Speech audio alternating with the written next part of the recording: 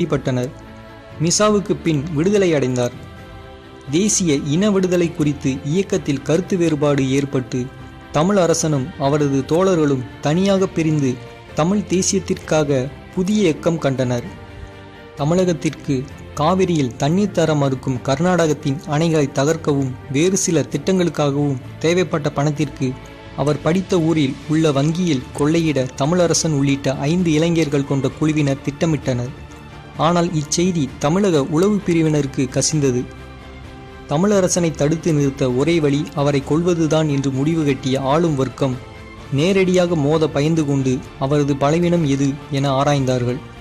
அவர் ஒரு மனிதநேயம் கொண்ட போராளி. எனவே வெறும் கைகளாலேயே குறிப்பிட்ட இடங்களில் அடித்து நொடியில் கொலை செய்யும் பயிற்சி அளிக்கப்பட்ட உளவுத்துறை ஆட்கள் பொதுமக்கள் போல வேடமிட்டு வங்கியில் காத்திருந்தார்கள். தமிழரசன் வந்தார். கொள்ளையடித்துவிட்டு வாசலை நெருங்கும்போது அந்த உளவுத்துறையினர் திடீரென பாய்ந்தனர். மக்கள்தான் தாக்குகிறார்கள் என்று தமிழரசனும் அவரது கூட்டாளிகளும் ஆயுதத்தை பயன்படுத்த தயங்கியதால் சில நொடிகளிலேயே தமிழரசன் உயிரை விட்டார். குழப்பமும் அதிர்ச்சியும் அடைந்த அவரது தோழர்களும் இவ்வாறே அடுத்தடுத்து சில நொடிகளில் கொல்லப்பட்டனர்.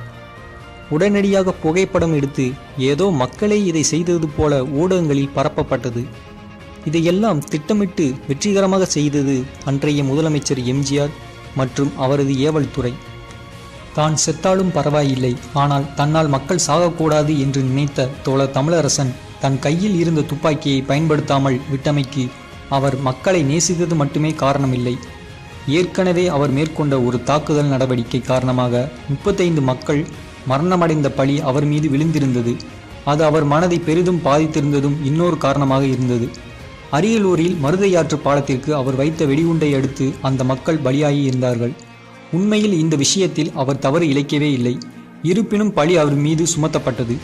இந்திய அரசு ஈழப் போராட்டத்தை நசுக்குவதை உணர்ந்து கொண்ட தோழர் தமிழரசன் தமிழீழத்தை அங்கீகரிக்குமாறு கோரி 1986இல் அரியலூரில் மருதையாற்று பாலத்தில் வெடிகுண்டு வைத்து தகர்த்தார். மத்திய மாநில அரசுகளே தமிழீழத்தை அங்கீகரி என்ற பிரசுரங்களை தமிழ்நாடு விடுதலைப்படை என்னும் பெயரில் முன்வைத்தார். இது முழு இந்தியாவிலும் எதிரொலித்தது. இச்சம்பவத்தில் திருச்சி நோக்கி வந்த மலைக்கோட்டை எக்ஸ்பிரஸ் ரயில் கவிழ்ந்து ஏசி கம்பார்ட்மெண்டில் இருந்த 35 பயணிகள் மரணமடைந்ததால் இது முழு இந்தியாவிலும் பரபரப்பான செய்தியானது. உண்மையில் அன்று நடந்தது என்னவென்றால், தோழர் தமிழரசன் தலைமையில் சென்ற தமிழ்நாடு விடுதலை படையினர் மருதையாற்று பாலத்தை குண்டு வைத்து தகர்த்துவிட்டு தமது கோரிக்கைகள் அடங்கிய பிரசுரங்களை அருகில் ஒட்டியிருந்தனர்.